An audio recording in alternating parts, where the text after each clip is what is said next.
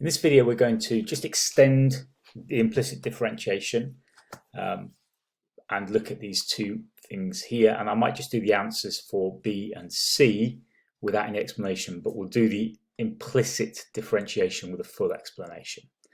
So for part A, what we need to do is differentiate each part. Now we can see we've got an x, y here. So this is a little bit tougher to differentiate. So I'm going to use the product rule. So what I'm going to do is I'm going to say that u equals 2xy, sorry, 2x, beg your pardon, 2x.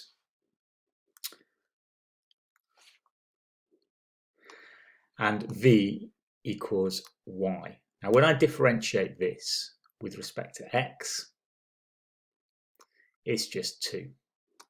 When I differentiate this with respect to x, well, y differentiated with respect to x becomes dy by dx. Now I'm going to just put this together and I've got the first part of my differential. So this times this using the product rule plus 2y. And now that's just the first part done. So I then have to go through and do x squared, differentiate x squared with respect to x, and it gives me that 2x. That's a positive 2x there. And this one becomes negative 6y. Now because I'm differentiating that y with respect to x, we have the dy by dx. And we differentiate the 5 to give me 0. So we've differentiated everything. Now it's just a question of tidying everything up. So let's factorize and take out dy by dx. And we are left with 2x there minus 6y. And we will take away this 2y, take away this 2x. So it's negative 2x, negative 2y.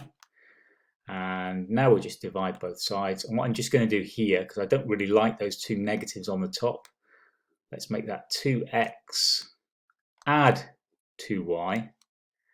And we will divide all that by this here, but we'll just switch those around. So we're multiplying everything through by negative 1.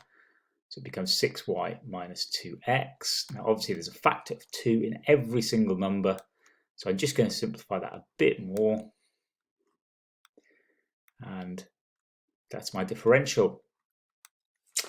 I'm going to just write down the answers for B and C, because basically for B and C you're going to plug in 2 and 1 into this point and you're going to get the gradient. And I already know what the gradient will come out as being 4. And then you're just going to work out your C number using those 2 points. So that's actually a pretty straightforward question once I've done this. So I'll just give you the answer. That's y equals 4x minus 7. And for the second one, you're looking for the equation of the normal. So when I put all of that in, if I put in the minus 2 and the minus 1, the gradient comes out for the tangent at minus 4. So the gradient of the normal is 1/4 of x. And then I worked out the c value using the points minus 2 and minus 1.